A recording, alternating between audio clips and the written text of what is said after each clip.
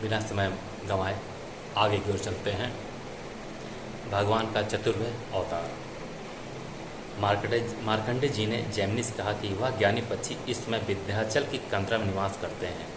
तुम उनकी आराधना करके उन्हें प्रसन्न करो, वे तुम्हारी शंका का समाधान कर देंगे। जैमिनी ऋषि ने मार्कंडेय को प्रणाम करके विंध्याचल को प्रस्थान किया। वहाँ पहुँचने पर उन्होंने पक्षियों द्वारा स्पष्ट उच्चारण, स्थान, सौष्ठव से युक्त, दोषों से रहित वेद पाठ करते हुए सुनकर आश्चर्यचकित हुए। फिर अपने मन में विचार करने लगे, यह कैसा आश्चर्य है कि ये द्विजोतम पक्षी मुनि कुमार अपने श्वास को नियंत्रित किए दोष रहित बिना रुके एक ही स्वर में स्पष्ट उच्चारण करते हुए वेद पाठ कर रहे हैं।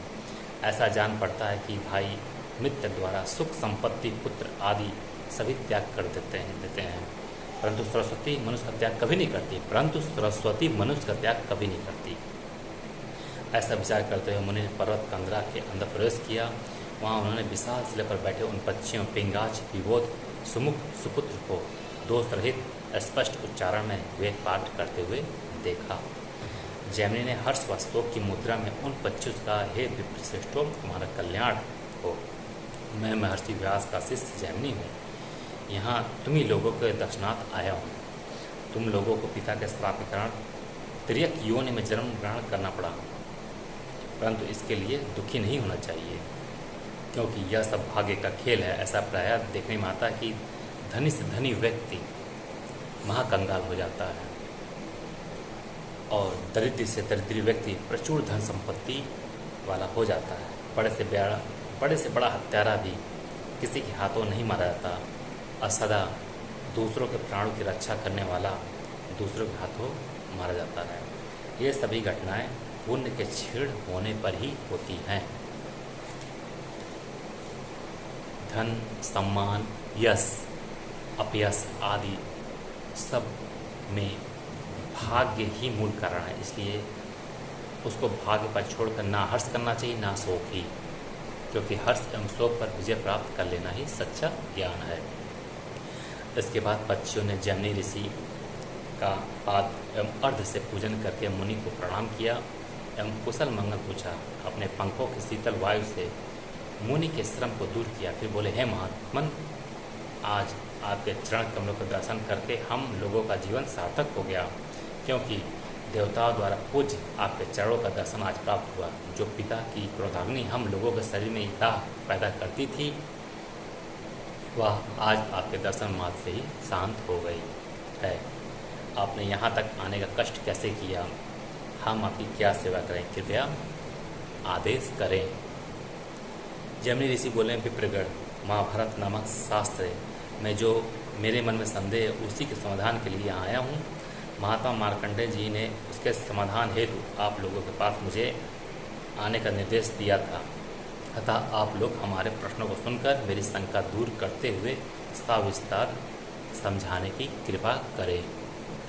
पक्षी बोले, हे मुनिश्रेष्ठ, चारों वेद, सभी धर्मशास्त्र, सभी वेदांगों जैसे शिक्षा, कल्प, व्याकरण, निरुक्त, छंद एवं ज्योतिष तथा अन्य वेद तुल्य शास्त्रों के हम अच्छे ज्ञाता हैं। फिर भी आप दृढ़ निश्चय पूर्वक नहीं कहेंगे कि हम आपके सभी प्रश्नों के शंका समाधान करने में समर्थ होंगे ही। फिर भी हम आपके सभी प्रश्नों के उत्तर सविस्तार देने का प्रयत्न करेंगे। इसलिए आपके हृदय में महाभारत के प्रति जो भी शंकाएँ हैं आप कहें। यदि हम में किसी प्रकार का भ्रम उत्पन्न नहीं होगा तो हम आपके प्रश्नों का उत्तर अवश्य ही देंगे। जैमिनी ने एक एक करके 4 प्रश्नों को रखा जो निम्न है। जैमिनी ने के सवाल क्या पूछे था उन्होंने? पहला सवाल उन्होंने पूछा था, संपूर्ण कारणों के कारण और समस्त ब्रह्मांड के आधार जनार्दन वासुदेव ने मनुष्यत्व को क्यों प्राप्त किया? दूसरा प्रश्न था, राजा द्रुपद की पुत्री द्रौपदी अकेले रहते हुए भी 5 पांडव पत्नी क्यों हुई? यह अत्यंत शंका का विषय है। और तीसरा प्रश्न था उनका, महाशक्तिशाली हलधर बलराम ने ब्रह्म हत्या रूपी पाप से मुक्त होने के लिए तीर्थ यात्रा क्यों की? जो स्वयं ही महाशक्तिशाली हलधर बलराम ने ब्रह्म हत्या रूपी पाप से मुक्त होने की तीर्थ यात्रा क्यों की? प्रश्नों पर ध्यान दीजिएगा। चौथा प्रश्न है, पांडव के रहते हुए भी द्रौपदी के अविवाहित पुत्र अनाथों की तरह क्यों करें? कृपया आप मेरी इन शंकाओं को दूर करने की कृपा करें। पक्षियों ने कहा, देवताओं का अधीश्वर, सर्वव्यापी, महान, प्रभावशाली, अप्रेमेय, अविनाशी, शाश्वत, अव्यय, स्वरूप, सत्व, रज और तम तीनों गुणों से युक्त निर्गुण चतुर्व्यूहात्मक विष्णु के 4 रूप शरीर, पुरुष, छंद पुरुष, वेद पुरुष और महापुरुष, वरिष्ठ, गरिष्ठ, वरेण्य और अमर रहने वाले उस परम पुरुष को प्रणाम करते हैं जिनसे अति सूक्ष्म एवं अति विशालातीत कोई अन्य वस्तु नहीं है, जिस भगवान विष्णु के द्वारा व्यक्त, अव्यक्त, आविर्भाव, तिरुभाव, दर्शन, अदर्शन अर्थात प्रत्यक्ष, अप्रत्यक्ष सभी प्रकार के कार्य संपन्न होते हैं, उन्हें नमस्कार है। ऋग्वेद, सामवेद आदि जिनके मुख से उत्पन्न होकर के तीनों लोगों को पवित्र करता है, उस आदि देव ब्रह्मा को नमस्कार है, जिनके मात्र एक बाण के आघात से ही संपूर्ण दैत्य परास्त होकर याज्ञिकों के यज्ञ को नष्ट नहीं कर पाते। उन देवादिदेव भगवान शंकर के चरण कमलों में प्रणाम है। महर्षि व्यास जी, जिन्होंने महाभारत को लक्ष्य करके धर्म, अर्थ, काम और मोक्ष आदि का वर्णन किया, उनके सिद्धांतों का हम पूरा प्रतिपादन करेंगे। तत्वदर्शी मुनियों के अनुसार नीर का अर्थ जल होता है और जल ही इस संपूर्ण ब्रह्मांड के रचयिता के एकमात्र अयन अर्थात गृह होता है, इसलिए उन्हें नारायण कहा जाता है। उन नारायण के 2 रूप होते हैं, एक सगुण, दूसरा निर्गुण या निगुण कह सकते हैं। नारायण की एक मूर्ति ऐसी होती है जिसका वर्णन कर पाना संभव नहीं है। विद्वत लोग उसे शुक्ल वर्ण अर्थात सतोगुणी मानते हैं। योगी लोग इसी रूप का ध्यान करते हैं, जो कि चंद्र, सूर्य आदि के तेजों से परिपूर्ण होते हैं। इन प्रधान मूर्ति का नाम ही वासुदेव है, जो कि अत्यंत ही दूर एवं अत्यंत समीप समझी जानी चाहिए। इस मूर्ति में ममता लेस मात्र भी नहीं होती। इसके रूप, वर्ण आदि जो भी भाव है वे सब वास्तविक नहीं, काल्पनिक होते हैं। वह सदा ही विराजमान, सदा ही पवित्र एवं एक आकार वाली है। दूसरी मूर्ति को शेष नाम से पुकारते हैं, दूसरी मूर्ति जो है शेष नाम से पुकारते हैं। यह पृथ्वी के नीचे स्थिर होकर, यह पृथ्वी के नीचे स्थिर होकर पृथ्वी को अपने सिर पर आड़े रहती है। इस त्रियक योग होने वाली मूर्ति को तामसी कहते हैं। नारायण को तीसरी मूर्ति प्रजापालन के कर्म को भी करती है। इसे सतोगुण युक्त तथा धर्म रक्षक भी कहा गया है। नारायण की चौथी मूर्ति जो जल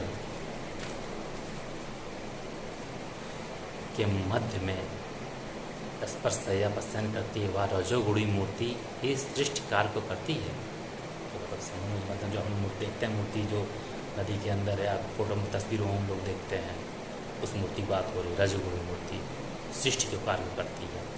नारायण की तीसरी मूर्ति जो कि प्रजापालन का कार्य संपन्न करते हुए धर्म की रक्षा व स्थापना करती है, वह मूर्ति धर्म के हानि पहुंचाने वाले दुष्टों, दानों, दैत्यों और राक्षसों का नाश करती है और धर्म में लीन सभी देवताओं एवं सज्जनों की रक्षा करती है। यथा यदा यदा ही धर्मस्य ग्लानि भवति जैमिनी अभ्युत्थान धर्मस्य तदात्मानं सृजत्यसो। पक्षियों ने जैमिनी मुनि से कहा, है जैमिनी, जब जब धर्म की हानि होती है, अधर्म की वृद्धि होती है, तब तब ही यह मूर्ति धर्म के उत्थान के लिए मनुष्य रूपी अवतार ग्रहण करते धरा पे आती है। इसी नारायण की तीसरी मूर्ति ने 12 रूप धारण करके समुद्र में डूबी पृथ्वी को ऊपर उठाकर अपने पूर्व स्थान पर स्थापित किया। इसी मूर्ति ने नृसिंह रूप धारण करके हिरण्यकश्यप का वध एवं विपरीचित आदि दैत्यों का विनाश किया था। वामन आदि अनेक अवतार इस मूर्ति ने ग्रहण किए हैं तथा इस समय भी मथुरा में कृष्ण अवतार के रूप में इसी मूर्ति ने अवतार ग्रहण किया है। इस प्रकार देवता मनुष्य अर्थात तिर्यक योनि में उत्पन्न यह मूर्ति वासुदेव की इच्छा से कार्य संपन्न करती है। यह जो पुराण है ना, तर्क वितर्क करने का नहीं है। गहन अध्ययन, गहन सोच करें। आप विज्ञान पढ़ ली, जानकार में, ठीक, अच्छी बात है। जहाँ विज्ञान काम नहीं करता वहाँ धर्म से ही देखा जाता है, उसको प्राणों से समझा सकता है, उसका जवाब मिल सकता है। विज्ञान पढ़िए, अच्छी बात है, हिंदी इंग्लिश सब पढ़िए, परंतु किंतु भी कह सकते हैं आपको अपने धर्म की विज्ञान होनी चाहिए। धर्म और कर्म है, दोनों को हम अलग अलग नहीं कह सकते, दोनों एक ही है। आप कहिए आप कर्म कर रहे हैं, मैं कर्म कर रहा हूँ, धर्म है, सही है, लेकिन धर्म की भी एक ज़रूरत है। आपको नहीं महसूस होगी ना पुरानता आत्मा को आपके रोए रोज आपके शरीर में है, हर एक कण, आप जितनी बाल है, दाढ़ी जो भी है, तो आपको धर्म और कर्म दोनों आपको करना है और करना चाहिए। कहते हैं दबाव नहीं, कोई दबाव नहीं है, अगर आप करें तो ये आपको खुद लगे कि हाँ वास्तव में यह सत्य है। सत्य को झुठलाया नहीं जा सकता, आप कितना भी दबा दीजिए, छिपा दीजिए, अंधेरा कर दिए, घोर अंधेरा कर, सारे सब लाइटें बुझा दिए, एक छोटी सी अगर चिंगारी भी लगती है और रोशन हो जाता है सब कुछ, सारे जहाँ। एक सूरज सिर्फ उसके प्रज्वलित होने पे क्या होता है, सारा अंधकार मिट जाता है। इसलिए अपने अंदर का दीप सूरज को जलाइए। कौन क्या कह रहा है छोड़िए, धर्म जात इन सबसे उठ के बात करिए। पक्षी कथा वाच रहा है, वेद पुराण की ज्ञाता है, तो मतलब कहीं ना कहीं उसे ईश्वरीय शक्ति का उनको मिली, उनका आशीर्वाद हुआ, माँ सरस्वती का आशीर्वाद है, इसलिए वेद पुराण या कथावाचक हैं, वाच रहे हैं। उन पर कतई गलती से भी उंगलियाँ उठानी चाहिए, क्योंकि इसकी भरपाई आपको भी लग रहा, आपको मजबूत, आपको अच्छा लगे, इसकी भरपाई करेगा कोई और करेगा। गलती से गलती मत करिए। जहाँ जहाँ धर्म की बात आए वहाँ पे कुछ कर सकते हैं तो करिए।